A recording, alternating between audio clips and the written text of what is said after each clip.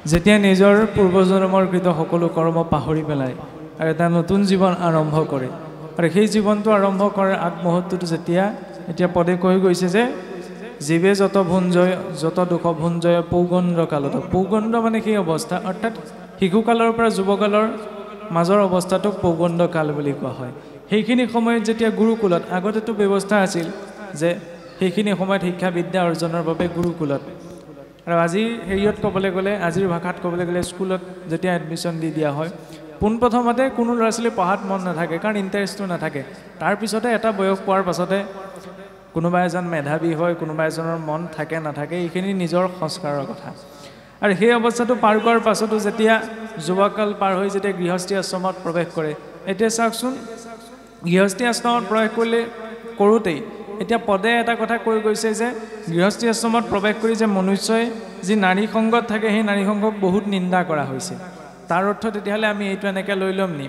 যে ভাগৱতে যে বিবাহ পাশত আবদ্ধ হোৱাটো বিৰোধিতা কৰিছে বা ধৰি লওক স্ত্ৰী সংগত থকাটো বিৰোধিতা কৰিছে ইয়াত ভাগৱতৰ দৰ্শনটো জানি লোৱাটো প্ৰয়োজন যিদৰে যে গৃহস্থী আশ্ৰমখনত প্ৰৱেশ কৰাৰ উদ্দেশ্য এইটো হ'ব নালাগে যে নাৰী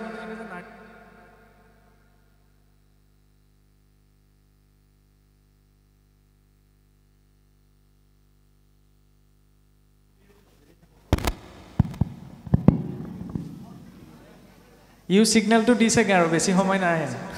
আৰু যাই হওক এতিয়া কি হয় যেতিয়া সেই অৱস্থা পাৰ কৰাৰ পাছতো গৃহস্থীজনৰ বাবে এতিয়া এইখিনি উপদেশ কপিল প্ৰভুৱে মাতৃ দেৱসূতিক দি আছে বৈৰাগ্যৰ বাবে গতিকে সেইবাবে আশ্ৰমৰ উপদেশসমূহ কেতিয়াও মানে ইটোৰ সিটোৰ সৈতে আমি যিটো কওঁ ইণ্টাৰপ্ৰিট হোৱা ওপৰা ওপৰি হ'ব নালাগে এতিয়া উদাসীন আশ্ৰমত থকা ব্যক্তিজনে যদি গৃহস্থী আশ্ৰমৰ উপদেশখিনি গ্ৰহণ কৰে তেতিয়া খেলিমেলি হ'ব ঠিক তেনেদৰে গৃহী লোকজনেও যদি উদাসীন বা ব্ৰহ্মচৰ্য আশ্ৰমৰ উপদেশখিনি গ্ৰহণ কৰে তেতিয়াহ'লে খেলিমেলি হ'ব কিন্তু তাৰ আঁৰতো এইটো কথা কোৱা হোৱা নাই যে পুৰুষে স্ত্ৰীৰ আৰু স্ত্ৰীয়ে পুৰুষৰ আশ্ৰয় মাত্ৰ সংসাৰ ধৰ্ম পালন কৰিবলৈ নিজৰ ভোগ প্ৰবৃত্তিটো নিৰ্বাপন কৰিবলৈ স্ত্ৰী সংগ নহয় যিদৰে ঋষি কদৰ্ময়ো গৃহস্থী ধৰ্মত প্ৰৱেশ কৰি নিজৰ দায়িত্ব পালন কৰাৰ পিছত তাৰ পৰা নিবৃত্ত হৈছে কিন্তু মনুষ্যৰ ক্ষেত্ৰত দেখা যায় যে মনুষ্য নিবৃত্ত হ'ব নোৱাৰে অন্তিম সময়লৈকে তাতেই মজি থাকে তাৰ অৰ্থ এইটো কোৱা নাই যে ঘৰ বাৰী এৰি হিমালয়লৈ যাবলৈ কৈছে নহয় যে নিৰ্দিষ্ট এটা পৰ্যায় পোৱাৰ পাছত নিৰ্দিষ্ট কিছুমান কৰ্ম কৰাৰ পিছত তাৰ প্ৰতি আসক্তিটো অকণমান কম কৰাটো প্ৰয়োজন যদি আসক্ত হৈ থাকোঁ তেতিয়াহ'লে আমি সংসাৰৰ পৰা নিবৃত্ত হ'ব নোৱাৰোঁ গতিকে গৃহস্থী আশ্ৰমৰ লক্ষ্য কি নিজৰ কামখিনি কৰি লগতে নিজৰ ইষ্ট মিত্ৰ পৰিয়ালৰ যাৱতীয় সম্পদখিনি গোটাই দি এটা সময়ত নিশ্চিন্ত হোৱাটো এটা সময়ত তেওঁলোকৰ চিন্তা বাদ দিয়া যেনেকৈ গৃহী লোকজনে পোনপ্ৰথমে যেতিয়া গৃহস্থী আশ্ৰমত থাকিব তেতিয়া বোলে কোনোবা আলহী এজন আহিলে বোলে আহক বহকহি নিজেই খোৱা বোৱা ব্যৱস্থা কৰিলে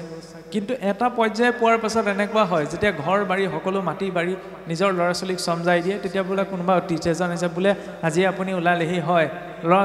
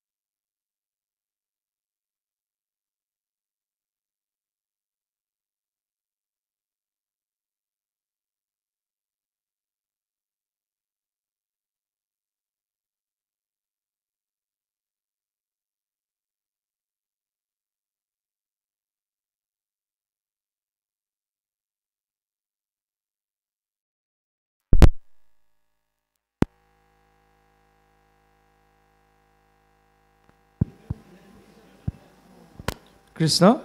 তেতিয়া এনেকুৱা এটা অৱস্থা যেতিয়া বৃদ্ধকালৰ এটা অৱস্থা পোৱা গৈ যায় তেতিয়া ধৰি লওক ভবা হয় বোলে অতিথি এজন আহিলে বোলে আপুনি আহিলে হয় থাকিব আৰু ল'ৰা ছোৱালীয়ে কি যোগাৰ কৰি দিয়ে তাতে শুনিলে বোলে তহঁতক এৰিলোঁ দেই আলহী এজন আহিছে সেইটো এটা নিবৃত্তি কিন্তু কেতিয়াবা আকৌ এনেকুৱাও দেখা যায় সেই অৱস্থাটো আকৌ এৰ যে নাখায় আসক্তিটোও থাকে সেইটো বেয়া কথা কাৰণ ইতিমধ্যে বয়সৰ এটা ঈশ্বৰে এইখিনি ভোগ কৰিবলৈ দিলে সেইখিনি ভোগ কৰি পেলাই এতিয়া নিবৃত্তি হোৱাৰ সময়টো আহি গ'ল আৰু গতিকে সেইখিনি অৱস্থাটো নিবৃত্ত হ'ব নোৱাৰটো গৃহস্থী আশ্ৰমখনৰ বেয়া কথা কিন্তু সেইখিনি সময়ত সেইকাৰণে আচলতে প্ৰথমতে ব্ৰহ্মচৰ্য গাৰ্হস্থ্য বানপ্ৰস্থ অলপমান আজৰি হোৱাৰ লগে লগে বেছিকৈ ঈশ্বৰৰ চিন্তা আৰু পাছত সন্ন্যাস মানে কি ইন্দ্ৰিয়সমূহ একমাত্ৰ ঈশ্বৰত অৰ্পণ কৰা কিন্তু সেই অৱস্থাটো যি কেৱল স্ত্ৰী সংগকে আশা কৰি আছে এনেকুৱা নহয় যে স্ত্ৰী সংগৰ আসক্তিটো এনেকুৱা যে পৃথিৱীতহে আছে এনেকুৱা নহয় স্বৰ্গটো ইমান প্ৰবলভাৱে আছে তাৰ আটাইতকৈ ডাঙৰ উদাহৰণটো চাওক যে গোটেই পৃথিৱীত আমাৰ মৰ্তলোকত যিমান বোলে সুন্দৰী যুৱতী আছে সেই সকলোৰে সৌন্দৰ্যতা যদি একগোট কৰা হয় আৰু তেনেকুৱা সহস্ৰ গুণ অধিক এগৰাকী সুন্দৰী হৈছে স্বৰ্গৰ এগৰাকী অপেশ্বৰী আৰু তেনেকুৱা হাজাৰ হাজাৰ গৰাকী অপেশ্বৰীৰ অধিপতি হৈছে ইন্দ্ৰ কিন্তু ইন্দ্ৰ কি হৈছিল সেই সোপাটো তুষ্ট নহ'ল আহি পেলাই পৃথিৱীলৈ নামি আহিলে গৌতম ঋষি পত্নী অহল্যাক অকলে দেখি পেলাই তেওঁৰ ওপৰত কাম ভাৱ উপজিলে তাৰ অৰ্থ কি আসক্তিটো এনেকুৱা নহয় যে এইখন জগততে আছে গতিকে সেই আসক্তিটো যদি আমি ঢিলা কৰিব নোৱাৰোঁ স্বৰ্গলৈ যোৱাৰ পাছতো যে সেইটোৱে আমাক লতি ঘটি কৰাটো বাদ দিব সেইটো ভবাটো ভুল কাৰণ কাম ক্ৰোধ লোভ এই তিনিটাক নৰকৰ এণ্ট্ৰিৰ বাবে তিনিখন দুৱাৰৰ লগত তুলনা কৰা হৈছে কম বেছি পৰিমাণে কাম ক্ৰোধ লোভটো সকলোৰে আছে থকাটো স্বাভাৱিক খালি ইহঁতক নিয়ন্ত্ৰণৰ ব্যৱস্থাটো লাগে কাৰণ কাম এনেকুৱা বস্তু যে নিজৰ উৎপত্তি হৈ তেওঁ নিজৰ পৰিচয় দি পেলাই মায়া মাতৃৰ আগত কৈছিলে যে মই কোন হয় মাতৃ শুনা যে ত্ৰৈলোক্য জয় মোৰ আছে পঞ্চবান যাহাৰ ভয়ত ত্ৰিভুৱন কম্পমান শংকৰ ব্ৰহ্মা কজিনী আছুবাহুবলে কোনে মোক জিনিবেক ইটোৰ ভিতলে কামে নিজৰ অভিব্যক্তি ত্ৰৈলোক্য ত্ৰিভুৱন জয় কৰিব পৰা মোলে 5 প্ৰকাৰৰ জম্ভন স্তম্ভন সন্মোহন বিজিম্ভন এনে 5 প্ৰকাৰৰ বান আছে যাহাৰ ভয়ত ত্ৰিভুৱন কম্পমান যাৰ ভয়ত বোলে গোটেই ত্ৰিভুৱনৰ দেৱী দেৱতা কম্পমান হৈ থাকে কেনেকৈ বোলে শংকৰ ব্ৰহ্মাক জিনি আছো বাহুবলে হৰমোহনত মহাদেৱৰ অৱস্থা এইফালে ব্ৰহ্মাদেৱৰ সৰস্বতীৰ প্ৰতি আসক্তিৰ প্ৰসংগত আমি বিচাৰি পাওঁ নহয় গতিকে এই দেৱী দেৱতাসকলকে লতি ঘটি লগাই দিছোঁ কোনে মোক জিনি বেক ইটোৰ ৰবিতলে গতিকে এই সৌৰমণ্ডল আকৌ মোক জয় কৰিব পৰা কোন আছে ক্ৰোধ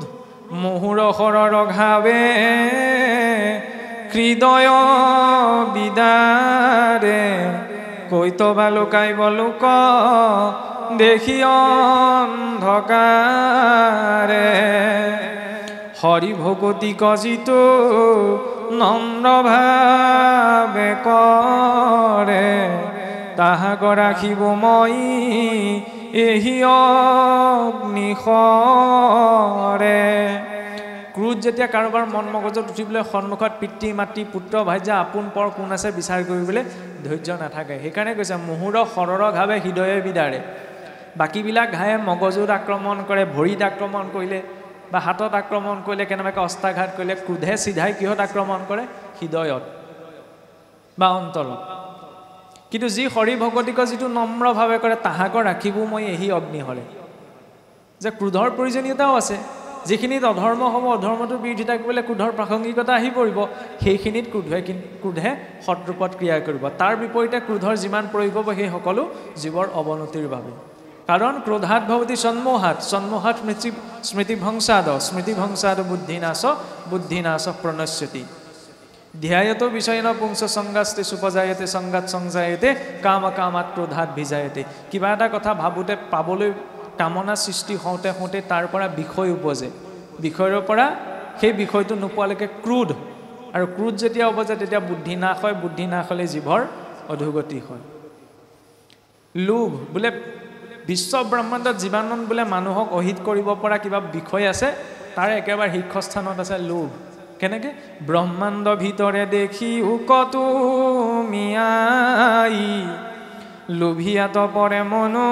ঈশ্বৰ মন্দনাই যত পাৰে মানে তাৰ ভাল নকৰিব ভকতি খলিত কৰি যাতনা কদিব পৃথিৱীলৈ যিমান অধম লোক আছে তাতকৈ আটাইতকৈ শীৰ্ষস্থান আছে লোভ লোভটোৱে ধৰ্মৰ মাৰ্গতো বহুত খেলি মেলি কৰে সেইকাৰণে কৈছে লোভিয়াত পৰে মনুষ্যৰ মন্দ নাই যত পাৰে মানে তাৰ ভাল নকৰিব কেনেবাকৈ ধৰ্মৰ মাৰ্গলৈ অকণমান চিন্তা আহিলেও লোভটো জগাই পেলাই ভ্ৰষ্ট কৰাৰ সম্ভাৱনা থাকে লোভ আহি যাব পাৰে নহয় লোভ কৰিবলগীয়া সংসাৰত বিষয়বস্তু ঢেৰ আছে গতিকে এই তিনিওটাক নিজৰ বল বুদ্ধি বিদ্যাৰ বলত এতিয়া নিয়ন্ত্ৰণ কৰাটো সম্ভৱ নহয় কিন্তু যি আসক্ত হৈ পেলাই গৃহস্থী আশ্ৰমখনত প্ৰৱেশ কৰে তাৰ মূলতে এই তিনিটা বস্তু নিয়ন্ত্ৰণত নাথাকে সেইকাৰণে তেওঁ অধোগতি প্ৰাপ্ত কৰিব লাগে অন্তিম সময়ত কি হয় পাছত পাঠে কৈছেগে যেতিয়া বৃদ্ধ বয়সত এটা অৱস্থা শৰীৰ অৱশ হৈ পৰেগে তেতিয়া বোলে পুত্ৰ ভাইজাই বোলে নিজেই নাখায়ো নমৰে আমি কয় বোলে নিজেও কষ্ট খাইছে আনকো কষ্ট খুৱাইছে এনেকুৱা কিছুমান কটু বাক্য যে আমি কিছুমানে শুনিবলগীয়া হয় সেইবিলাক চব পূৰ্বৰ আৰ্জন এতিয়া আমি কৈ আছোঁ শৰীৰ ভালে আছে কাৰণে নাকে কাৰণে আমাৰ নিজৰ কি অৱস্থা হয়গৈ কোনে জানে সেইকাৰণে আমি সেই অৱস্থাসমূহলৈ নিজকে প্ৰস্তুত কৰি ৰখাটো প্ৰয়োজন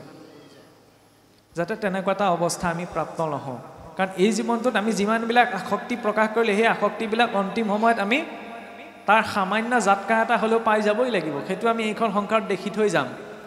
মুখেৰে কিবা এটা খাবলৈ বিচাৰিম কিন্তু খাব নোৱাৰা হ'ম কাণেৰে কিবা এটা শুনিব বিচাৰিম কিন্তু শুনিব নোৱাৰা হ'ম কিবা এটা ক'ব বিচাৰিম সেইটো ব্যক্ত কৰিব এনেকুৱা স্থিতি আমাৰ মৃত্যুৰ আগমুহূৰ্তত উৎপন্ন হয় মৃত্যু ঘপককৈ হৈ যোৱা এটা প্ৰক্ৰিয়া নহয় ডাক্তৰে বোলে নাৰ্ভছ চেক কৰি পেলাই ক'লে বোলে নাথাকিলে আৰু মৃত হ'ল কিন্তু তেতিয়া তেওঁ মৃত হৈ নাযায় আমাৰ শৰীৰত পঞ্চপ্ৰাণ আছে প্ৰাণ অপান ব্যান সমান উদান আমি যদিও প্ৰাণবায়ু বুলি কওঁ প্ৰাণবায়ুৰে 5 প্ৰকাৰ আছে 5 প্ৰকাৰ প্ৰাণবায়ু ক্ৰমাৎ লাহে লাহে নিৰ্গত হয় সেইকাৰণে চাবচোন কোনো আজিকালি বাৰু কিছুমান পৰিৱৰ্তন হৈছে সাধাৰণতে যিকোনো লোক মৃত হ'লে 3 ঘণ্টাতকৈ কম সময়ৰ ভিতৰত তেওঁ মানে অন্ত্যেষ্টিক্ৰিয়া কৰা নহয় কিয় কাৰণ প্ৰাণ এই পঞ্চপ্ৰাণ সম্পূৰ্ণ ৰূপত ওলাই যাবলৈ 3 ঘণ্টা সময় লয় ক্ৰমাৎ প্ৰথমতে প্ৰাণ তাৰ পৰা অপান বায়ুৱে শৰীৰৰ উষ্ণতা নিৰ্ণয় কৰে উদান বায়ুৱে শৰীৰৰ সমানতা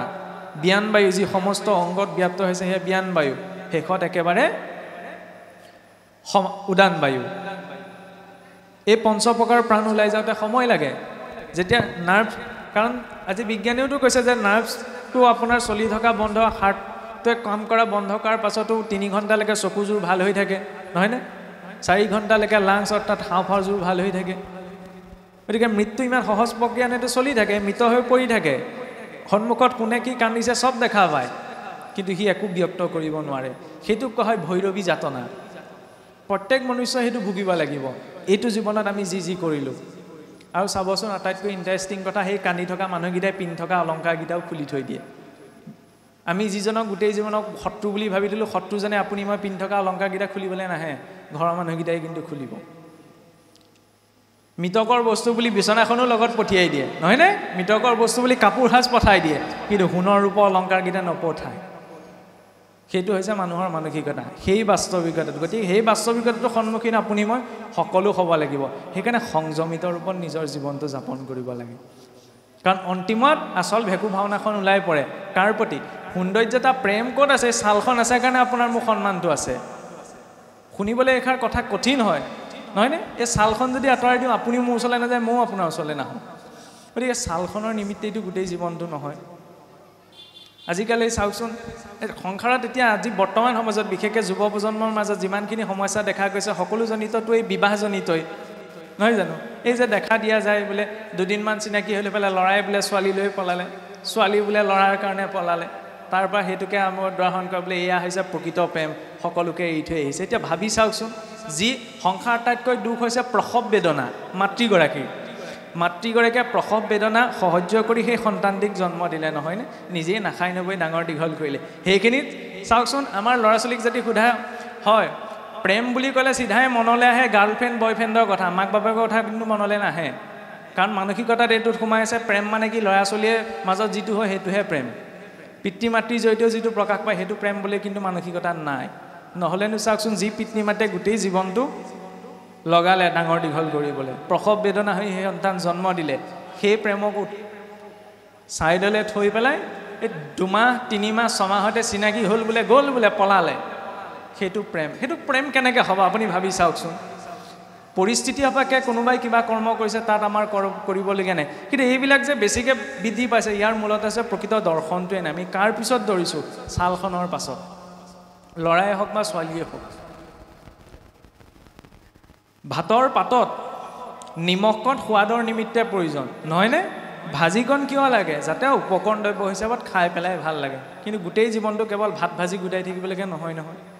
ঠিক তেনেদৰে এই ক্ষেত্ৰতো আসক্তিৰ ক্ষেত্ৰতো এইখিনি সকলো সাধাৰণ গৃহস্থী আশ্ৰমখন পালন কৰিবলৈ কিন্তু তাৰ পিছত দৌৰি ফুৰিবলৈকেই নহয় কাৰণ এইসকলৰ ভিতৰত দৌৰি ফুৰিতো স্বৰ্গ দেৱতাসকলেও শান্তি পোৱা নাই দেৱতাসকল বাৰে বাৰে মৰ্তলৈ কিয় আহিব লগা হয় কাৰণ তেওঁলোকো কোনোবাখিনি তুষ্ট নহয় সেইকাৰণে ভাগৱতৰ এতিয়া পাঠে কৈ গ'ল যে পূৰ্বতে আজিকালিহে কৈছে আগতে আপোনাৰ দেৱকৰ্মৰ নামত পিতৃকৰ্মৰ নামত বহুতো হিংসাজনিত কৰ্মও প্ৰচলন আছিল নহয়নে মহাপুৰুষৰ সময়তো আপোনাৰ কামাখ্যা ইত্যাদি এনেকুৱা ধৰণৰ মন্দিৰত নৰবলিলৈকে প্ৰচলন আছিল কিন্তু সেইবিলাকো চাবলৈ গ'লে বাম মাৰ্গত শাস্ত্ৰসন্মত হয় কিন্তু তামসিক কিয় তামসিক সেইটো খণ্ডন ভাগৱতে কৰিছে কাৰণ কোনোবা এটা জীৱ এটা নষ্ট কৰি যদি কোনোবাই সৎগতি পাই নাপায় তাত প্ৰশ্নবোধক আছে কিন্তু যদি পাই পেলাই কি হ'ব গোটেই জীৱনটো কোনোবা এজন লোকে বোলে বহু পুণ্য কৰ্মই আচৰণ কৰিলে অন্তিম সময়ত তেওঁ পুণ্যৰ চেকপাতখন পাব চেকপাতখন লৈ যাব স্বৰ্গলৈ যাব স্বৰ্গত গৈ তাক ভোগ কৰিবগৈ ভোগ কৰাৰ পাছত কি হ'ব পুণ্যক্ষয় ভয়লে দুনাই নৰকত মজে ইয়ালৈকেতো উভতি আহিব লাগিব আৰু এনেকুৱাকৈ অধোগতিত পতিত হ'ব লগা হয় তাৰ উদাহৰণ স্বয়ং সেই ইন্দ্ৰদেৱ এটা কল্পন মহাৰাজ জয়ন্তও ইন্দ্ৰৰ আসনত আছিল কিন্তু কাউৰী হৈ নামি আহিব লগা হ'ল কম ডাঙৰ কথা নে মহাৰাজ নহুকুতো এটা সময়ত গৈ স্বৰ্গৰ ৰজা হৈছিলেগৈ অজগৰ হৈ নামি আহিব লগা হ'ল মনুষ্যৰ কথা তেতিয়া আমি সাধাৰণ মানুহৰ কথা কল্পনাই কৰিব নোৱাৰোঁ তেতিয়াহ'লে গতি ইয়াতো নাই স্বৰ্গতো নাই গতি একমাত্ৰ ভগৱন্তৰ চৰণতহে সেইকাৰণে কলিযুগতো বিশেষকৈ যে সৰ্বমাৰ্গেষু দুষ্টেষু কলিউষ খলু ধৰ্মিনী পাচন্দ প্ৰচুৰ লোকে কৃষ্ণ এব গতিৰ মম সৰ্বমাৰ্গেষু দুষ্টেষু বিশেষকৈ কলিযুগত সকলো মাৰ্গত দুষ্টতা প্ৰকাশ পালে শুদ্ধতা আপুনি সম্পূৰ্ণৰূপত কোনো মাৰ্গত বিচাৰি পোৱাটো কঠিন কলিউষ খলু ধৰ্মিনী কলিত ধৰ্মৰ নামত যিমানবিলাক বিভিন্ন ধৰণৰ পন্থ সম্প্ৰদায় সকলো খলিত হোৱাৰ পথত সেইবাবে একমাত্ৰ গতি কি কৃষ্ণ এব গতিৰ মম ভগৱন্ত কৃষ্ণত আশ্ৰয় আৰু কৃষ্ণ বুলি ক'লে চাওকচোন বাৰে বাৰে কপিল প্ৰভুৱে সেই কৃষ্ণৰ গুণনাম কীৰ্তন কৰাৰ কথা কৃষ্ণৰ চৰিত্ৰটোক জনা যিজনৰ জন্ম হ'বলৈ পোৱাই নাই সেইজনক মাৰিবলৈকে পৰিকল্পনা চলিলে ইমান এটা প্ৰতিকূল পৰিৱেশত ভগৱন্ত কৃষ্ণৰ আৱিৰ্ভাৱ হৈছে নহয়নে পুতনাই গৈছিল মাৰিম বুলিহে কিন্তু তেওঁকো জননীৰ সমান গতি দিলে গতিকে জীৱৰ প্ৰতি ভগৱন্ত সেইজনা ভগৱন্তৰ ভাৱ কেনেকুৱা যদুকুল সেইফালে আপোনাৰ মথুৰা জয় কৰি কংসক বধ কৰিছিলে সেইফালে আপোনাৰ জৰাসন্ধৰ আক্ৰমণৰ প্ৰভাৱত তেওঁ নিজৰ যদুবংশীসকলক নি সাগৰৰ মাজত সুৰক্ষা দিবলৈ কিন্তু সাগৰৰ মাজত সুৰক্ষা দিবলৈ দ্বাৰকা নগৰী নিৰ্মাণ কৰাইছিলেহে ঋষিসকলৰ হাপত সমস্ত যদুকুলেই নষ্ট হৈ গ'ল গতিকে ভগৱন্ত কৃষ্ণৰ যিটো জীৱন পৰিক্ৰমা তাতকৈ আমি যদি লৌকিক দৃষ্টি আছে আপোনাৰ মোৰ জীৱনত সিমানৰ দুখ 1% পোৱা নাই ভগৱন্তই সেইখিনি কিয় দিলে যে কেশৱৰ বংশৰ বিপাকহে নদেখা ইটো সংসাৰত সামাই নৰকোন লেখা ভগৱন্ত সেইখিনি লীলা আচৰণ কৰি কি দেখালে যে চোৱা মই লীলা আচৰণ কৰিলে সংসাৰলৈ অহাৰ কাৰণে সংসাৰৰ প্ৰকৃতিত সংসাৰ হৈছে দুঃখালয় মই শাশ্বতম গতিকে ই মোক কেনেকুৱা গতি কৰি দিলে গতিকে মানুহৰ কথাটো আমি ভাবিবই নোৱাৰোঁ সেইকাৰণে কপিল প্ৰভুৱে কৈছে যে হে মাতৃ তুমি এই নৰ মনুষ্য শৰীৰটোক কেৱল আসক্ত নহয় কেৱল একমাত্ৰ হৰিক ভজনা কৰা সমস্ত ইন্দ্ৰিয় প্ৰবৃত্তি শৰীৰ অৰ্থে লগোৱা কিবা এটা খাইছোঁ কেৱল পেটৰ ভোক নিমিত্তিৰ বাবে নহয় ঈশ্বৰৰ অৰ্থে কাৰণ শৰীৰত ঈশ্বৰ বৰ্তি আছে গতিকে তেওঁৰ আধাৰত এই শৰীৰটোৰ আয়ুসীমা যিমান দিনলৈকে আছে সিমান দিনলৈকে চলিবলৈ শুদ্ধ বস্তুটো মই শৰীৰটোক দিম কিবা এটা কৈছোঁ কাৰোবাৰ কল্যাণৰ অৰ্থে কিবা এটা কৰিছোঁ কাৰোবাৰ কল্যাণৰ অৰ্থে কেৱল নিজৰ কল্যাণ নহয় নিজৰ কল্যাণটোক সেইটো স্বাৰ্থপৰ বুলি কোৱা হয় আৰু নিজৰ অৰ্থে আমি একো কৰিবও নোৱাৰোঁ আপুনি মই নিজৰ অৰ্থে কৰিব পৰা এটাই কাম আছে কৰ্মৰ সংস্কাৰ যদি ভাল কৰ্ম কৰোঁ সেইটো ভালভাৱে পাম বেয়াভাৱে কৰিলে বেয়া কৰ্মত পাম আৰু কৰ্ম আচৰণ হয় কায় মন বাক্য এই তিনিটাৰ জৰিয়তে শৰীৰে আচৰণ কৰাটো হাতে কামে কৰাটোই কৰ্ম নহয় মনেৰে যি চিন্তা হৈ আছে সেয়াও কৰ্ম সেইটো আমি ভুগিব লাগিব এজন ব্যক্তি বুজিছেনে পোনপ্ৰথমতে আৰক্ষীত সেৱাৰত আছিল আৰক্ষীত সেৱাৰত হৈ যোৱাৰ পিছত কি হ'ল ৰিটায়াৰমেণ্ট লৈ আহিলে ৰিটায়াৰ্ড হোৱাৰ পাছত কি হ'ল গাঁৱত লাহে লাহে ভকতৰ বুঢ়া ভকতৰ সংখ্যাও কমিছিলে গাঁৱৰ ৰাইজে ধৰি লওক আমাৰ এইটো মানসিকতা থাকেই না ৰিটায়াৰমেণ্ট হোৱাৰ পিছত আৰু গাঁৱৰ সমাজলৈ যাম হয় আগচোৱা সময়টো সময় নাপায় গতিকে আহিলে তেওঁৰ শ্ৰদ্ধা ভক্তি আছিলে গাঁৱৰ ৰাইজে শিকাই বুজাই তেখেতক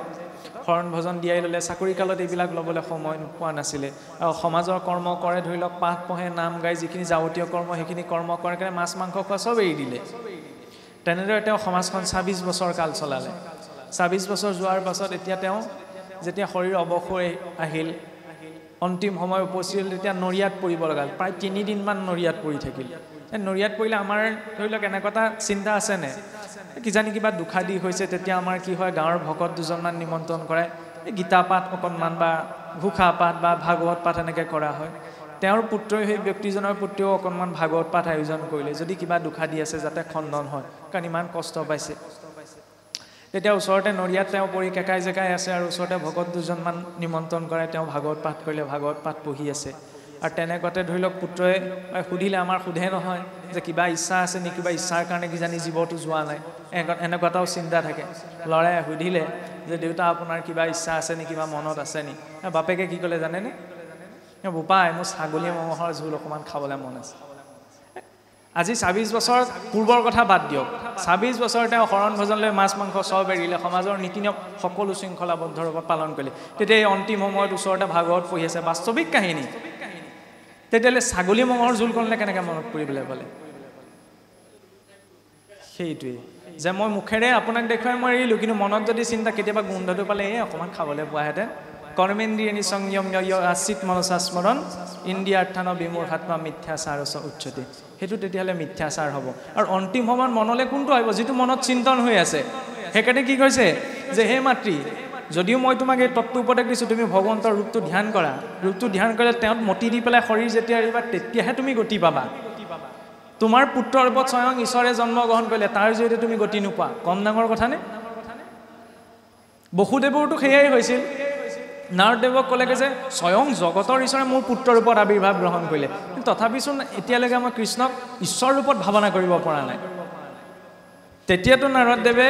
বসুদেৱক সেই নিমিনৱ সিদ্ধ সংবাদৰ কথা কৈ শুনাইছিল আৰু তাৰ জৰিয়তে ভগৱন্ত কৃষ্ণত ঈশ্বৰ ভাৱটো উপজিছিল পুত্ৰ ভাৱটো আঁতৰি পুত্ৰ বুলি ভাবিব পাৰোঁ কিন্তু সেই ভাৱটো বন্ধন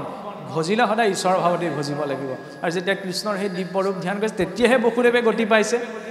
গতিকে আমি জীৱনত কিবা এটা ঢেৰ কিবা কিবি পাইছোঁ সেইটোতো দূৰৰে কথা পুত্ৰৰূপতো যদি ঈশ্বৰক পাওঁ তেতিয়াও গতি সম্ভৱ নহয় যেতিয়ালৈকে আমাৰ নিত্য ঈশ্বৰৰ ৰূপ চিন্তন ঈশ্বৰ ৰূপত সম্ভৱ হৈ নুঠে আৰু এই উপদেশ দি কপিল প্ৰভু স্বাশ্ৰম নিজৰ গৃহ ত্যাগ কৰি পেলাই সাংখ্যযোগ প্ৰৱৰ্তনৰ বাবে গৃহ এৰি গুচি গৈছে আৰু সেইগৰাকী মাতৃয়েও তেতিয়া পুত্ৰ শোকত কন্দা নাই তেতিয়া তেওঁ গম পালে যে এই শৰীৰটোকতো বিশ্ৰামোত্তৰ গৰ্ত বুলি কোৱা হৈছে বাহ্যিকটোহে চাবলৈ গ'লে পবিত্ৰ নাৰী পেটুসোপা যদি উলিয়াই দিবলৈ হয় তেতিয়া সংসাৰ আটাইতকৈ অপবিত্ৰ বস্তু এইটোতেই সোমাই আছে গতিকে এই অপবিত্ৰ যন্ত্ৰটোৰ ভিতৰত থাকিও যন্ত্ৰী হিচাপত যন্ত্ৰী কোন আত্মা সেই আত্মাই সুযোগ পায় ৮৪ লাখ জনী ভ্ৰমণ কৰি আহিলে এতিয়াহে সুযোগটো পাইছে যে ঈশ্বৰক জনাৰ বাবে ঈশ্বৰক বুজাৰ বাবে এই সুযোগটো যদি এৰ খাই যাবলৈ হয় আকৌ যে এই সুযোগটো পাম তাৰ কোনো গ্যাৰেণ্টি নাই সেইকাৰণে নিজৰ দায়িত্ব কৰ্ম হ'ব নিষ্ঠা সহকাৰে পালন কৰি কাৰণ যাৰ কৰ্ম তেওঁ ভুগিবই লাগিব কৰ্মফলৰ পৰা আপোনাক মোক কোনেও ৰক্ষা কৰিব নোৱাৰে এনে নহয় যে অধৰ্মৰে মই ঢেৰ টকা অৰ্জন কৰিলোঁ তাৰে কিছু টকা যদি মই ধৰ্মৰ নামত লগাওঁ এইটো ভবাটো কিন্তু বহুত ডাঙৰ অন্ধবিশ্বাস যে তাৰ জৰিয়তে মোৰ পাপখিনি কাট খাই যাব সম্ভৱ নহয় আজি আপোনাৰ পৰা মই এটকা এটা লাভত ল'লোঁ নে এইখিনি কথা চাবলৈ গ'লে কিছু লোকসকলে ক'ব এইবিলাক একদম ইমপ্ৰেক্টিকেল কথা কিন্তু জীৱনটোত আমি নিজকে নিজৰ জীৱনটোতে বিশ্লেষণ কৰি চালে গম পাওঁ মই আপোনাৰ পৰা এটকা এটা লাভত ল'লোঁ ভাবিলোঁ যে এটকা এটা লাভ হ'ল নহয়নে সেই এটকাটো যিমান দিন জমা ৰাখিম সিমানে তাৰ গুণা হৈ হৈ বাঢ়ি বাঢ়ি গৈ থাকিব আৰু সময়ত মই সেইটো উভতাবই লাগিব কিবা এটা দুখ ৰূপত এইটো সৃষ্টিৰ নিয়ম তাৰ পৰা স্বয়ং ব্ৰহ্মাও বাচিব নোৱাৰে কাৰণ ব্ৰহ্মা পদতনো কোন অধিষ্ঠিত হয়গৈ জীৱসকলৰ মাজৰে এজন সেই ব্ৰহ্মায়ো যদি ক'ৰবাত ঋণ থাকে সেইকাৰণে আমাৰ আধ্যাত্মিক দৰ্শনত কোৱা হয় কেতিয়াও কাৰোবাৰ পৰা ঋণ ল'ব নালাগে কাৰণ জীয়াই থকা অৱস্থাত যদি সেই ঋণ পৰিশোধ সময়মতে কৰিব পৰা যে তেতিয়া সামান্য বস্তু এটাৰ কাৰণে মই যদি কথা দিলোঁ নহয় মই আপোনাক এই বস্তুটো দিম দেই নিদিয়াকৈ যদি শৰীৰ এৰিবলৈ হয় মই যিমানেই ডাঙৰ শ্ৰেষ্ঠ ভক্ত নহয় কিন্তু দিবলৈ হ'লেও মই উভতি আহিব লাগিব সংসাৰলৈ ঈশ্বৰৰ নিয়ম ইমান কপকপীয়া সেইকাৰণে নিজৰ কৰ্মখিনিক লৈ সদায় সতৰ্ক কাৰণ আমাক গতি কৰ্ম সংস্কাৰেহে দিয়ে আৰু সেই কৰ্ম সংস্কাৰ একেবাৰে নিলিপ্ত হ'ব পাৰিব সেই অন্তিম সময়ত ঈশ্বৰ চিন্তনত যেতিয়া কোনো ধৰণৰ বন্ধন নাথাকিব কিন্তু আমি যে সকলোৱে সেই স্থিতিটো পোৱাটো সম্ভৱ আমি ক'ব নোৱাৰোঁ সেইকাৰণে আমি শিকি বুজি নাক কাণ চকুমুখ ভালে থাকে এতিয়াৰ পৰা শিকি বুজি নিজৰ কৰ্মসমূহ শুদ্ধ কৰি যদি লৈ যাওঁ নিশ্চয়কৈ শুদ্ধ গতি পোৱাটো সম্ভৱ আৰু ইয়াৰ পাছত সেই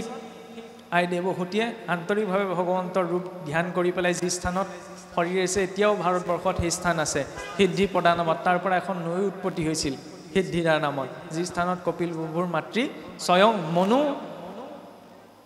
দুহিতা আই দেৱহূতিয়ে ভগৱন্তক চিন্তি শৰীৰ এৰিছিল গতিকে শৰীৰটোত দুখ কষ্ট এনেকুৱা নহয় যে স্বয়ং ভগৱন্তৰ পিতৃ মাতৃ অংশ অৱতাৰ যাৰ সকলৰ সৈতে জন্মগ্ৰহণ কৰিছে ভগৱন্তচোন তেওঁলোকৰ দুখ কষ্টই শৰণ কৰিব পৰা নাই অজামিলেও আমি এইখিনিলৈকে জানো যে অজামিলে পৰোক্ষ ৰূপত নাৰায়ণৰ নাম স্মৰণ কৰিল তেনেকুৱাতে বিষ্ণুদূতে ৰক্ষা কৰিলে সিমানখিনিলৈকে আমি জানো কিন্তু সেইখিনিতে অজামিলে গতি পোৱা নাই নহয় অজামিলে নাৰায়ণ বুলি মাতিলে সেইফালে ভগৱন্তে ভাবিলে মোকেই মাতিছে দিলে বিষ্ণুদূত পঠাই যমদূতৰ পৰা জীৱটোলৈ শৰীৰটোত ভৰাই দিলে চিধাই বৈকুণ্ঠলৈ লৈ যোৱা নাই অজামিলৰ শৰীৰত জীৱটো ভৰাই দিলে তাৰপিছত অজামিলৰ অনুতাপ হৈছে যে পূৰ্বতে অজামিলটো ভাল আছিল এই বনলৈ গৈ যেতিয়া যজ্ঞৰ বাবে সমিধা আনিবলৈ গৈছিল তেতিয়া বিশ্বাস দেখি পেলাই নিজৰ মনটো চঞ্চলিত হৈহে তেওঁ বিশ্বাবৃত্তিত প্ৰবৃত্ত হৈছিল পূৰ্বতে এজন ডাঙৰ সাধক আছিল তেতিয়া সেই পূৰ্বৰ পুণ্যৰ কথা মনত পৰিলে যে মই কি আছিল আৰু কি হৈ পৰিলোঁ আজি পৰোক্ষ ভাৱত ভগৱন্তক মতাৰ কাৰণে ভগৱন্তই মোক উদ্ধাৰ কৰিলে আৰু মই এই বেশ্যা প্ৰবৃত্তিত লাগি বেশ্যাত পতিত হোৱাৰ বাবে সকলো ধৰ্ম কৰ্ম ভস্ত যোৱালোঁ মোতকৈ আৰু মহাপাপী কোন আছে সেই নৰিয়া গাৰে উঠি উঠি গংগাৰ পাৰলৈ গৈছে গংগাৰ পাৰত গৈ বহি পেলাই ভগৱন্তক চিন্তা কৰিছে তাৰপিছত আকৌ বিষ্ণুদূত আহিছে শৰীৰ এৰিছে তেতিয়া তেওঁ গতি পাইছে যেতিয়ালৈকে নিজৰ ভিতৰত অনুতাপ অনুভৱ নহয় তেতিয়ালৈকে বিষ্ণুদূত আহিলেও গতি সম্ভৱ নহয় গতিকে আমি নিজে অনুতপ্ত হ'ব পাৰিছোনে ভাগৱতৰ মাৰ্গ অনুতাপ হোৱাৰ হাততালি বজোৱাৰ মাৰ্গ এইটো নহয় কোনোবাই কিবা এটা কথা ক'লে যেতিয়া আমি ভাল লাগে তেতিয়া আমি হাততালি বজাওঁ নহয়নে ভাগৱতৰ মাৰ্গত কিন্তু হাততালি নহয় আপুনি মই অনুতাপ এটা লৈ উভতিব লাগিব যাতে সেই চিন্তাটোৱে সদায় খাওঁতে উঠোতে বহুতে ক্ৰিয়া কৰে তেতিয়াহে ভক্তি পৰিপুষ্ট হ'ব কিন্তু বোলে গ'লো ভাল লাগিলে এই কথাকেইটা শুনি পেলাই কিছুৱে আকৌ ভাগৱতলৈ যায় আপোনাৰ বইল ভাতকেইটা খাই হ'লে ভাল লাগিলে দেই ঘিউ দি দিছিলে পাতিব লাগে কি পাতিছেগৈ কি বাৰু সেইখিনি আমি ঘৰটো ব্যৱস্থা কৰিব পাৰোঁ নহয়নে সেইখিনিত আমাৰ গুৰুত্বতা হ'ব লাগে তাৰ পৰা গৈ কি আহিলে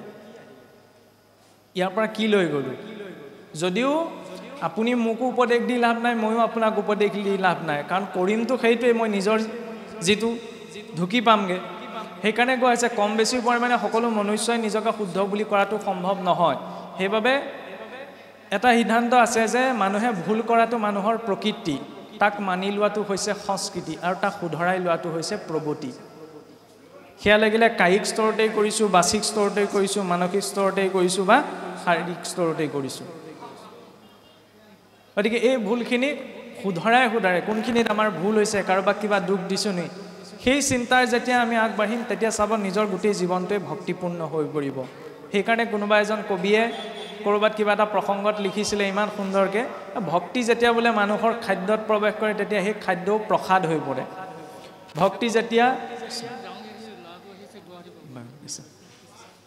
ভক্তি যেতিয়া ক্ষুধাত প্ৰৱেশ কৰে তেতিয়া সেই ক্ষুধা ভাৱো ভক্তজনৰ বাবে ব্ৰত হৈ পৰে ভক্তি যেতিয়া কৰ্মত প্ৰৱেশ কৰে তেতিয়া সেই কৰ্ম ঈশ্বৰৰ কৰ্ম হৈ পৰে আৰু ভক্তি যেতিয়া মনুষ্যত প্ৰৱেশ কৰে তেতিয়া সেই মনুষ্যজন প্ৰকৃত মনুষ্য হৈ পৰে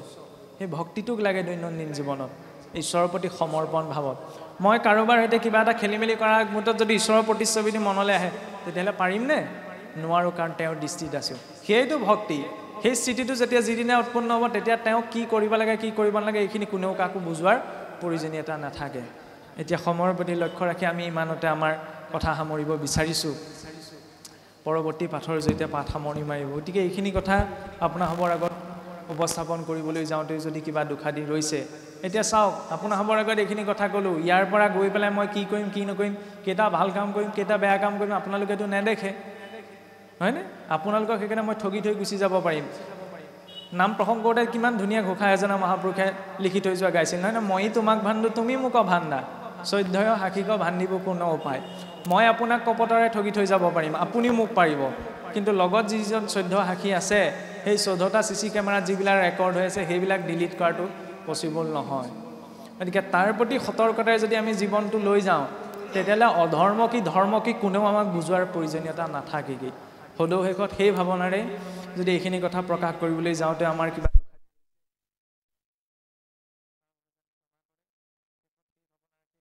কায় মনোবাক্য উচ্চাৰিত সকলো বাক্য শ্ৰী নাৰায়ণৰ চৰণতে অৰ্পণ কৰি আমাৰ দুআষাৰ ইমানতে সামৰণি মাৰি পৰৱৰ্তী পাঠৰ জৰিয়তে পাঠভাগ আনুষ্ঠানিকভাৱে সামৰণি মাৰিবলৈ সেৱা জনোৱা হৈছে।